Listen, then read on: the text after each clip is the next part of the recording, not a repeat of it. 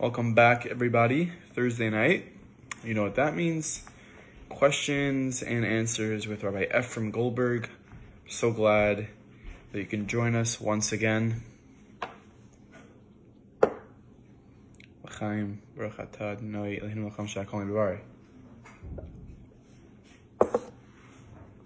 Alrighty. Let's jump right in. You know we like to keep this short. Keep the people wanting more. So let's do this. Why am I having problem doing this now?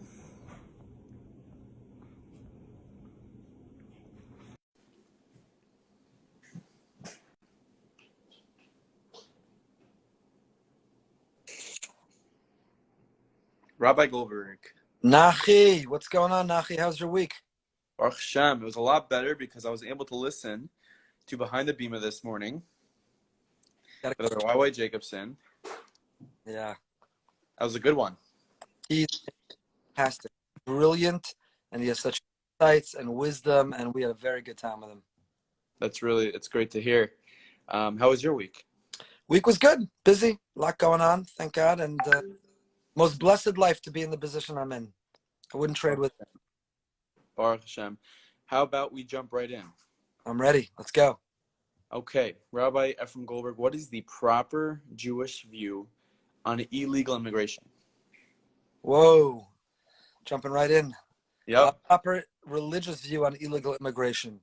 I try to avoid politics. We talked about it, I think, last week about whether totally you try to avoid politics. Should rabbis be weighing in on politics? So I'll speak about it in a non-political way. In saying that, I think there are two components to that question. One is the word immigration, and the other is the word illegal. When it comes to immigration, the Jewish people are very pro-immigration. We are very in favor. Many of us, most of us, are the beneficiaries of an open and positive immigration policy. Our parents, our grandparents, our great-grandparents, we would likely not be here. When we trace our families back, most of us didn't. And so we trace our history and our presence here to immigration. So we're grateful. We know what it was like when Jewish refugees were locked out and shut out, boats were turned away, and there was nowhere to go. So we're sensitive and we care. But the other word that's very important was legal or illegal. Jewish law tremendously values dina de malchusa dina. The laws of the land are binding halachically. They're not just binding legally in terms of civilly, they're binding halachically.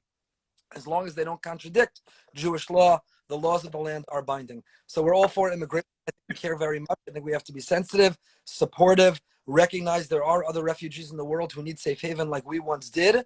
However, we should encourage and enable and orchestrate it within a legal fashion so there's no anarchy and chaos. We can have a functioning and safe society. Okay, that sounds good. I appreciate that. For all those tuning in, this is questions and answers with Rabbi Efrem Goldberg. Feel free in the question box below to leave a question. We are going to get to some questions that people submitted tonight, Mirza Hashem. So let's jump right in and choose one of them. This is a bit of an interesting one. I just want to, really jump into the questions that people are sending in. If a young couple with a 6-month-old baby gets divorced, what is better for the baby? For the father to be involved and have a relationship with him, but the baby would have that half unstable life and 2 fathers when the woman gets remarried, or for the father not to be involved and the baby would have a more stable life with only one father figure, but wouldn't know his real father. Hold on, repeat the question because I didn't follow that. The couple get divorced? Yes. They have a 6-month-old baby. Right. Is it better, and let's assume that the wife is going to get remarried. Okay. Is it better for the first father? The basis of this question is a little interesting because who's to decide that he shouldn't be involved? But let's say... Right. Yeah, I think it's a very clear-cut answer. The biological father, that child knows is his father. And the child's stepfather might play a very influential, instrumental role in his life. And that child would grow up with tremendous gratitude for the love and affection of the stepfather. But the biological father, the father who genetically contributed, who brought him into this world, every child craves the love and the affection and the approval of their own father. And if a father retreats, if a father leaves that to someone else and delegates that love and that care, the child knows it, that child feels it, and it's a source of pain. And so I think every child benefits, assuming their parents are healthy. If the parents are abusive mentally, emotionally, spiritually, it's a whole other story. We talked about that one week.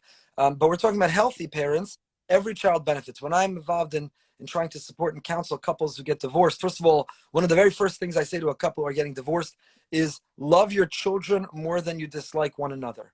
Love your children more than you hate each other.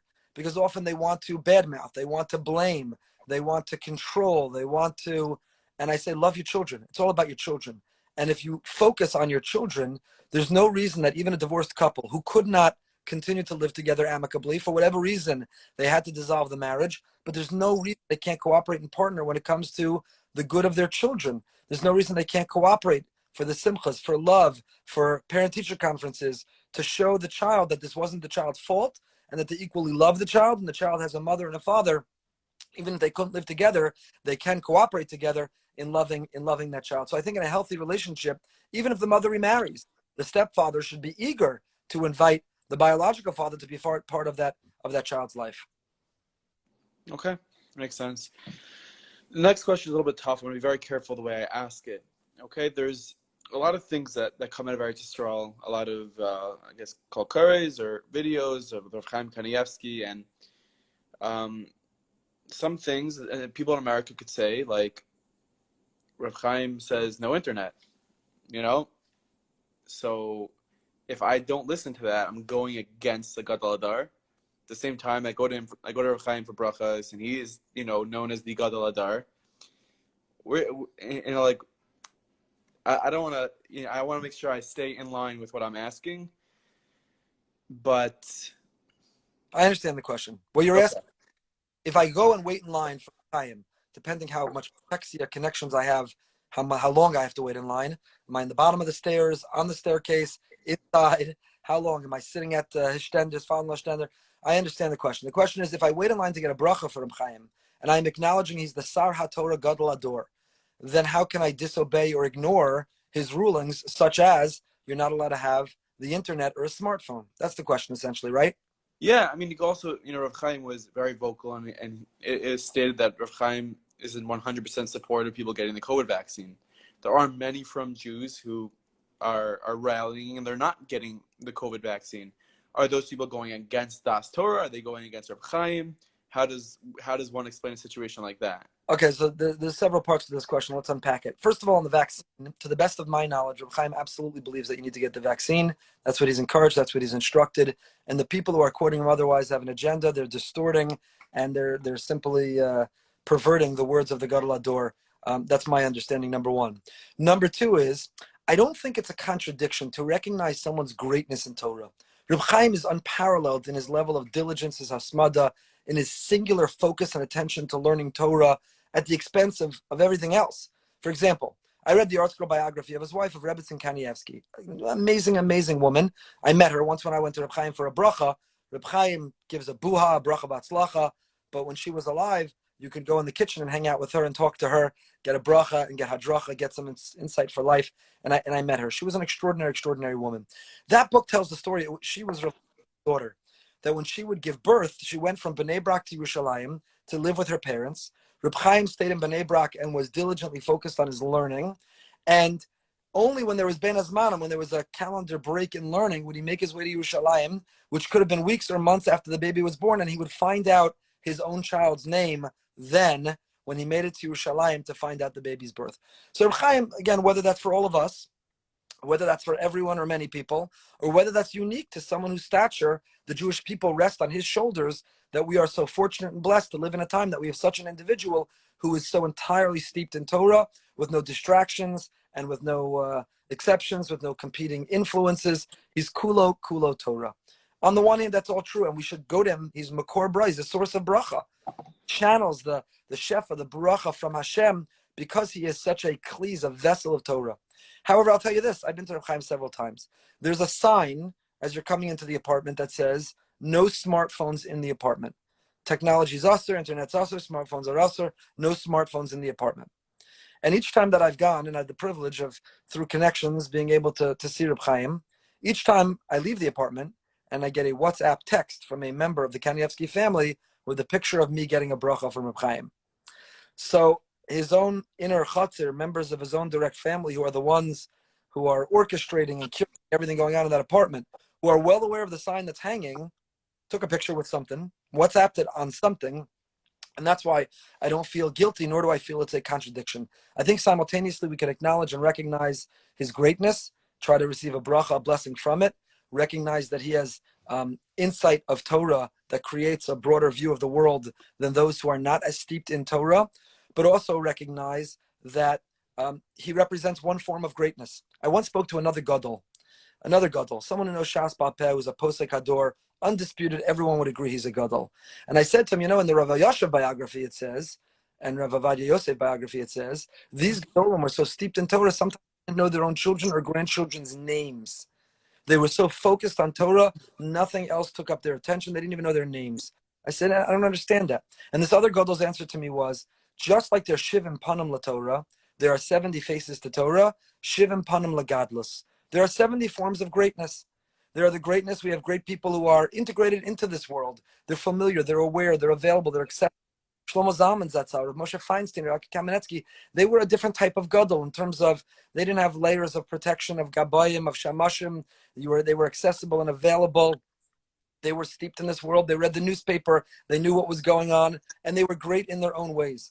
So there are 70 types of Torah, and there are 70 faces to godless, to greatness. And Reb Chaim represents one, but we can simultaneously get a bracha from him while also seeking guidance from one of the other 70 faces of greatness who might, understanding where we are, the world we live in, its factors and variables, give us a little bit of a different direction. So I don't think it's a contradiction. I don't think we have to be bound by it. And the last thing I'll say at this is, Reb Chaim is Kulo Torah. A very chashuv, a person just came back, was in Israel for Sukkot, and told me they went to go see Reb Chaim, and they said Reb Chaim, of course, is still great. He's still with it. He's still the Gadol HaDor, the Tzara Torah, but do not trust anything being said in his name. He is incredibly advanced in his age. He has tremendous difficulty in hearing. I've seen it myself.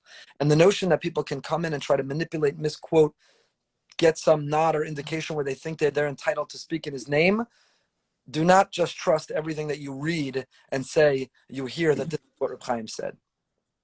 That you answered that very, very in a very great way. I can resonate with what you're saying in the second part, because we do see a lot of things that are just broadcasted out there in many different ways with Reb Chaim's signature and his name around it, which I wasn't really planning on asking this question, but it makes it very hard, makes it very difficult for a yid in 2021 to give tzedaka, to give of himself with a clear conscience, with a real feeling of real hana, because they know they're giving to something that needs, because there's so much disinformation, there's so much, well, is this campaign legit? Is Reb Chaim really say this? And that could really make people jaded, because once someone goes down the path of questioning anything, they can question everything. And therefore, everything can be questioned. Nothing is, pure anymore. No campaign is just pure. Right. This is real. How does a Jew in 2021 deal with that type of, dichotomy? There's more pressure on us than ever to be educated consumers. Because someone knocks on your door, or somebody pulls your heartstrings, or somebody tells you this is a sad case. This was discussed in the Jewish social media world a couple of weeks ago. Maybe that's what you're referencing, is this notion of these websites that are trying to tug on the heartstrings and say, this is a case where everyone should dig deep, or matching campaign, or fund to a large degree. And it requires due diligence, or it requires at least the endorsement of somebody who can be trusted to have done the due diligence. You can't necessarily rely on the fact that when someone's quoted in someone's name, they really said that, nor can you rely on how absolutely true a story that's being communicated or told is. So I actually think that Klal Yisrael should find a way. I've told this to some of the powers that be at the major Jewish organizations. I said it would be a phenomenal contribution to Jewish people if we covered the salary of a person who was responsible. That if you come to America, or you want to come through the internet to America to raise money, that you need to be able to, we have somebody who's going to confirm your story. They're going to call the doctor. They're going to call the hospital. They're going to find out about the illness. They're going to find out about the bills, the debt. They're going to find out about the truth of these circumstances before you come. And if there would be one certificate, literal or virtual certificate, that whether you're a kollel, an institution, representing a soup kitchen, a poor person with a story, you can't come collect if you don't have this document, a virtual document. It's like a taxi. It's like a taxi in New York City needs a certain token. Correct. We would save Klal Yisrael not hundreds of thousands, I believe millions of dollars that goes to fraud. I won't mention the organizations by name, but I can't tell you how many places that tugged on my heartstrings and that I in our community hosted, endorsed, and said, let's do it. And we found out later were scandals. We found out later soup kitchens that throughout Eretz Yisrael, we thought we were supporting people in need and who were hungry. And it turns out that money was going to all the wrong places. So we're living in a time where we can coordinate chesed at an unprecedented rate. Somebody's going through a crisis, there's a matching campaign, and within hours or days, we can cover bills, rescue people, raise money. What a bracha to live in such a time. But what an awesome responsibility to make sure that we're only using that mechanism in a responsible way and that we're not squandering the money of Klal Yisrael that could be going or should be going to places that are worthwhile. Right. It's so funny you mentioned that. This is a real problem. It's not really discussed so often. It's not a comfortable problem to discuss, and it certainly doesn't take away from how much good there is. I was watching a Met game months ago. Baruch Hashem, I recovered from watching them. It's okay. I'm good now until April. But I was watching a Mets game, and I think on SNY they were announcing how thrilled they were that they were able to raise the whole season $130,000 for St. Jude's, and I was just like, I was laughing. RCCS could do a campaign and raise $5 million in literally 36 hours or 3 days. 3 days. Amudim could do a campaign and raise $5 million. Bono Yolam does a campaign and raises $10 million. And it's just unreal the amount of tzedakah that's being given in the Jewish and the Frum community. It's unparalleled in the entire world. The organizations that exist, the things that we're doing, it is unparalleled. I think there's a story about renewal. They weren't allowed to operate in a certain hospital anymore because of the amount of kidney donations, and they were suspected of maybe the donations were on the black market of selling organs. I had heard a stat that 20% of holistic kidney donations are from Orthodox Jews.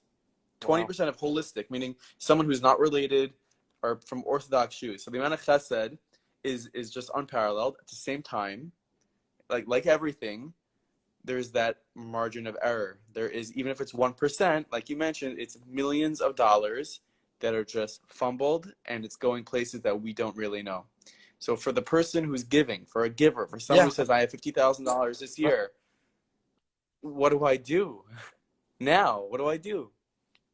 Let me ask research. I don't want to do research. I want to be able to give, Meaningful Minute sometimes sends out about a case and tries to help raise money. That's true. You have a process, or you have a due diligence that you do to ensure that it's going to a worthwhile place? Yeah, generally I will go ahead and speak to the people who are in charge of the campaign. They'll go through the facts with me and make sure that I'm checking it with the people in charge of the campaign and the people who are in touch with the family. And I make sure as much as possible the story checks out, the facts are the same. There's only so much I can do without actually speaking to the person that's laying in the hospital bed that is going through this matziv. I do agree, though, that there is a very big, I guess, a void or a gap in sort of the verification process when it comes to currently, I guess, from tzedakahs. And all of them are raising upwards of $10, $15, $20, $30,000 like this, Right. So it's, I don't know. I mean, what is someone to do? If someone in your kahila were to come over to you and say to you that he has $25,000 for tzedakah and he just doesn't know how to manage this, I guess, the web of tzedakahs. Who does he give to? How do you know this is legit? People are approaching him. Yes, I think we need to be systematic with it. First of all, to a certain degree, it depends on the amounts that we're giving. My phone battery was about to die. That's why you see me. No problem. Everyone got a little bit dizzy, but it's okay. Yeah, sorry. All these machinations. I'm trying to keep this phone alive. Listen, people shouldn't complain too much. Rabbi Goldberg's in Boca Raton right now, and I am in New York, and we're able to talk to all of you. It's like, don't ask questions. It's all good. It's a total miracle. No, the answer is there's a responsibility. Now, if you're giving, high dollars, you're giving $18 to something, you also don't want to see your $18 be used in a fraudulent way. You want to do your due diligence and make it responsible. But the level of risk is a little less. When you're writing larger checks and bigger amounts, you want to know that it's trustworthy. You want to know it's going to a good place. So I think that there are organizations that have respectful, competent, credible people involved, and we should look to see that. And we should want to see Who's the rabbinic advisory? Who are the lay leadership? Do they have credibility? Are they people that are trustworthy? Is this a fly by night? We want to know what the overhead is. Some organizations have enormous overhead. Some organizations allocate a lot of money for the administration. They allocate a lot of money to raise the money. And there are other organizations where, of course, there are costs to raise money. That's only natural in any organization, but the majority gets passed through to the cause that we care about. So there's a level of responsibility to do due diligence. You wouldn't invest your money frivolously. So we have to view Tzedaka as an investment that we want a return on. So you wouldn't just, some broker walks up to you, some guy you see at Starbucks or someone you see at Shul says, hey, would you put $100,000 with me? I'm a good broker. I'll give you a good return. You do no research. You don't look into them. You ask no questions. You don't hear any endorsements, testimonials, any other clients. You don't look to get a track record of how they did. Of course, you would ask for all those things before you gave any real money. So Tzedaka is also an investment. We're not giving it away or writing it off. We are investing in a cause, in people, in an institution. We're investing in a future. And we want to know that we're getting the return. We have to act as diligently to ensure that it's being used responsibly. Right. Absolutely. Moving on from this topic to another topic that is very important. And we'll try to get a few more questions. And there is a big focus in, I guess, the Beis Yaakov world for girls on Tznius, on the exterior. Although we do know that the biggest part of Yiddishkeit is about the inside. Why is there such a focus on the exterior? And I guess, not to say that there's no focus on the interior, but there's a very, very large focus in Klal Yisrael on Tznius on the exterior. How come that is the case? Yeah, I think last week's Headlines podcast, once we're plugging other podcasts, I think our friend David Lichtenstein covered this topic, or someone else who guest hosted, the issue of Tznius. How do you educate girls? I happen to have 6 daughters and a son. So this is for me a topic which is real. It's very, some ways it's harder to raise sons from what I'm told. My son is only 9, so small kids. A lot of pressure on him. A lot of pressure on young boys, a lot of pressure on rabbi sons, and a lot of pressure on the only son. But with girls, it's a big question. You know, we all know that if you're constantly checking skirt lengths and tightness and giving feedback on clothing and collar and all that stuff, then you could turn someone off because they think you're obsessed with the external. You're turning me into an object. You know, it's a man's responsibility not to look. This is all you care about. To a certain degree, they're right. Tznius is not just a mode of dress. Tznius is a way of life. It's a mindset. Ostentatiousness in life, in homes, in cars, in jewelry, is something that is a violation of Tznius. The Navi Micha told us, that's what God wants us to do, is im Elokecha. So it's interesting, there's only 2 places in the Torah it says im Elokecha. Tamim tia im Hashem Elokecha. You should be tamim, you should be pure, you should be whole, you should be sincere with God, with God, and Hatznei Alechas im Hashem Elokecha. And the answer is because when it comes to both of these, your level of sincerity, your level of trust in God, your level of purity, who you are inside when no one's there, no one's watching, the part of you no one can see, im Hashem Elokecha, only God can know. And Hatznei Alechas, your real sense of modesty, is not only external, that's measured by how you dress, but it's who you are inside. Are you humble? Are you modest? Are you grateful? Or do you think that you're all that? You're egotistical. You're the life of the party. I've said a couple times this week in different shiurim, my wife just told me there's a new store at our mall, Town Center Mall in Boca Raton. The name of the store, Nachi, believe me, the name of the store is Selfie World. Selfie World. You go in there and the store is different scenes and you take your phone and you can take selfies. It is a store promoting and geared to and supporting a culture of selfies. Selfie World. We live in Selfie World. So being Selfie World is immodest. Modesty and Tznius is that the world doesn't need to revolve around you. And so it's about our level of ostentatiousness. It's about the level of consumerism. You know, there are people who are critical. Some of the great magazines and newspapers that we know and love and maybe are related to, the ads, the newspaper, I'm not talking about that newspaper in particular, but the newspapers and the magazines, they run articles about Tznius, and then they have advertisements for Pesach programs, Sukkot programs, Morocco trips, jewelry, meat, barbecues, sushi, high-end delicacies and food. So modesty is not just about dress. Modesty is about consumerism, ostentatiousness, a mindset, an attitude, an ego. And then it's also about dress. Now, why are we so bothered by the dress? Why do we focus on that? First of all, it's much easier to measure. It's much easier to measure. You can see it and you can measure it, and it's external. So it's easier to see than what's really in someone's heart or how they're living or what their attitude or what their personality is. Number one. But number two, I'll tell you this. I once wrote an article when a very promiscuous movie came out, a book trilogy that came out as a movie trilogy. And tragically, you saw in the frum community people with no shame referencing that they read those books or saw those movies. And so I put on an article called 50 Shades of Red. And it was how much we should be blushing and feeling shame from being aware of, let alone reading or consuming such literature or such movies, that we should be ashamed to people who should freely admit from people who dabble with a minion, learn the Daf Yomi, and then we'll talk about loving certain series on cable television or books that they read. Where's the modesty? People who forward memes or GIFs, people who forward jokes or stories. Where's the modesty? So Tznius is not only dress. We are living in a hyper lewd, lascivious, promiscuous world, a hypersexualized world. And I think the more extreme the immodesty has gone in one direction, the more extreme the hyper modesty has gone in the frum world. And that's why I think in the end of the day, we become somewhat consumed by it, and we stress it and emphasize it, and we demand it. And unfortunately, we judge or measure with it, because the more the world has become immodest, the more that we think that the reaction is to become hyper and obsessively modest. And I'm not sure that it's effective. I'm not sure that it's effective to the people, the young minds that we're trying to shape and mold. I think we have to continue to talk to them about self-dignity, self-respect, that we want people to relate to who they are, not as an object, but who they are as a person. And when a person dresses provocatively, and be very clear, you could cover your knees and elbows, but be wearing clothing that makes heads turn, and that is immodest. When you are provocative, when you are drawing attention, I always quote, it's not my original saying, but a woman should look in Torah, in halacha. I think the hashkafa of the Jewish people is that a person, a man or a woman, should be attractive without being attracting. You don't have to wear a paper bag. You don't have to be a sack of potatoes. You don't have to wear out-of-date clothing.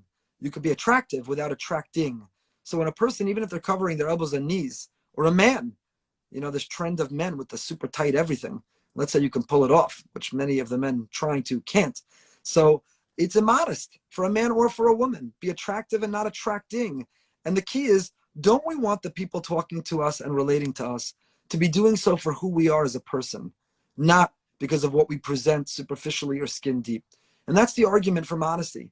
The argument for modesty is challenge the people interacting with you to be interacting with your soul, with the real you, not interacting with what they see on the surface. So you could be attractive, be stylish, be part of the times, be proud, but without being attracting, that is distracting people from who you really are. Amazing. So leading into the next question, in a nice way, we know the world is crazy. There's just the way it has evolved, and even over the last 5 years, just social media and I used to enjoy going to Manhattan, and now you go to Manhattan and it's just like, oh my gosh, it's just not a place you can literally walk down the block. The question really is for parents with kids growing up in this world. How do you raise resilient children? They are going to be exposed one way or another to the craziest wokeisms, things that are just out there, like crazy things that if you would have told your grandparents 10 years ago that this would exist, they would throw up and they wouldn't believe you. And that's what's existing nowadays. How do you raise resilient children? How do you, with everything going on around us, how do you look at a child and say, this is, I know that looks cool and that looks fun and TikTok is great, but this is the Torah and these are our values. So everybody knows the first half of the pasuk in Mishlei, that Chanach Lanar al pi darko. Everybody knows that first half. You have to educate and raise every child according to their way. You can't make everybody conform and fit into one box. You have to know each child. The Netziv and Rav Hirsch and others say, because Goldberg could never say this, that Yitzchak and Rivka went wrong when they tried to make Yaakov and Esav go to the same school, and they had the same expectations, and they tried to fit them in the same box, but they were really very different. Yaakov was easily able to sit and learn. He had Zitzfleisch. And Esav, who's Admoni, there's another person in Tanakh who's described the same way. You know who it is? Admoni, I'm speaking to a guy with red hair. The other one who's described this way is David HaMelech. David HaMelech. What they both had in common was they were filled with life, with enthusiasm, with passion. David HaMelech channeled it into composing the book of Tehillim, into being a warrior who battled for the Jewish people, into being a king who led the nation. Esav was told, squash and extinguish that passion. Just sit and learn like your brother. Why can't you be more like your brother Yaakov? I'm not being critical. Others are critical that we can't make that mistake. So everyone knows the first half of that pasuk. Chanach lenar al pi darko. You have to know each child. You have to know what speaks to them. Like Chapman wrote a book, The Five Love Languages. We have to know what inspires, what motivates each of our children. What will reach them? Is it words of praise? Is it acts of service? Is it time, affection? What will reach them, and how do we inspire them? Number one. But the second half, the pasuk that people don't remember, don't quote as often, Gam ki yaskum lo yasor mimenu, means that if you raise the child according to their way, when the child gets older, they won't stray from the path. That means to say that a person who conducts their home very strictly, and you have rules and regulations, and you never explain the beauty, and you never inspire, and you never model, and you never engage, and you never listen. One of the biggest things that I hear within my own home and outside of it, my children's friends as well, is that young people today think that adults don't listen to them. They feel, I'm also engaging in this world, I have thoughts, I have opinions, and I want to be heard. I'm willing to learn and I'm willing to listen, but I also want to be heard. We need to hear young people. We need to understand where they're coming from. We need to engage them. And then we need to inspire them, not only with our words, but with our actions. So if our home is only, you can't have this, and if you do this, you're going to be in trouble, and I'm going to punish you, I'm going to condition you. It also has to be, I'm going to engage you. We're going to have these conversations. We're going to talk about our ideas and our ideals and our values and why we arrived at them and how important it is and what's at stake and what's at risk. And is it really as fun or as pleasurable as it seems? Or look at the consequence of those things. Wall Street Journal had an article, I think the government did a study, where Facebook itself revealed, the company formerly known as Facebook. You mean Meta? Yeah, Meta, revealed, and Instagram, ironically that we are appearing on it right now, revealed how negatively they were contributing to the mental health challenges of young women in particular, but young people at large. So share that research with children. Don't just talk, it's wrong, it's usher, the HaDor said it, if I find you with it, you are punished, you're grounded, you're in trouble. Right? That's not going to work, because Gam Ki Yaskin, you know what happens? That works when they're under our watch and under our hand and in our home. What happens the day they graduate our home? If our home was oppressive and relentless and ruthless, and we didn't inspire or engage or ever listen, we just tried to dictate, then the moment that child graduates our home, it's over. Not only do they indulge in it over time, with no restrictions, no boundaries, and it's really toxic. But if we listen and we engage and we model, if we share the thought process and the secular research that only supports what the Torah already knew and our Hashkafa already says, then I think we've got a shot. So I think we have to talk to our children. Gam Ki Yaskin, you got to have the long game, that we're not just talking about for right now, because right now when the children are young and they're in your home, you're in charge, you pay the bill, you're in control of what comes through that door, and to a certain degree you can control it. But if you're trying to educate through control, it'll backfire the moment, that day that child graduates. Gam Ki Yaskin lo yasor mimenu. The last thing I'll say is, David HaMelech says, it's like an arrow in the hand of the archer, so is it true with our children. So I think it's the Kutzker who says, I forgot who it is who says, how do you ensure that the arrow, when it's released, is going to hit the target? Target's 20 or 50, 100 yards away. It's far away. How do you make sure the arrow is going to hit the target? You're far away. The aim, the velocity, it's very hard. So counterintuitively, when it comes to a bow and arrow, the closer and the tighter that you pull it to you, the greater that you ensure that it'll go straight and it'll hit the target. If we want our children to go straight and hit the target when they get out of our home, we have to pull them closer and closer to our heart. So a lot of people delegate raising their children to others. I'll tell you one last thing in our parsha. Our parsha, Avram sends Eliezer to go find a wife for Yitzchak. Eliezer is the CFO of Avram's estate. Avram is an extraordinary wealthy man, enormously wealthy man. He's a billionaire in today's day and age language. And Eliezer is the CFO. He's controlling all the finances. And yet, when it's time for a wife, Avram doesn't trust Eliezer. He doesn't want to marry Eliezer's daughter. He doesn't want Yitzchak to marry Eliezer's daughter. And he sends Eliezer out. He makes Eliezer promise and swear. So here's a man who's in charge of your billions and dollars. And when you say, can you go read a shidduch for Yitzchak? He has to take an oath. He has to swear. He has to promise. What happened to the trustworthiness? So I don't remember which Gedolei it was who used to say that we have it backwards in our day and age. You know, Avram trusted Eliezer with his money, but not with his children. We trust the housekeepers to raise our children, but we hide our jewelry and money from them. We have it backwards. You don't trust them with your money and your jewelry. If there's a housekeeper around, but they're being entrusted to raise the children, we have it backwards. Avram trusted Eliezer with his money, but not his children. We shouldn't make the mistake of trusting the housekeeper with our children while we're hiding our money. We have to pull that arrow tight towards us, and that will ensure that it will fly straight and please God hit the target. We see a bunch of babysitters rolling around with carriages with just like sacks of cash in it next week because of what you just said. As long as they donate to Meaningful Minute in Boca Raton Synagogue.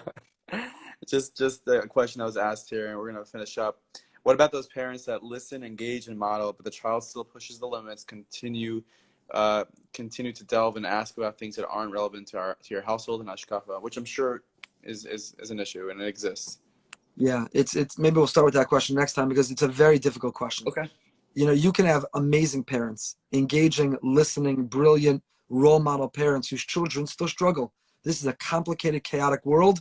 The last 2 years, Corona has only made it that much harder to navigate with, as we talked about, the promiscuity around us, the immorality around us, the new definitions, the cancel culture, there's no shortage of challenges to navigate.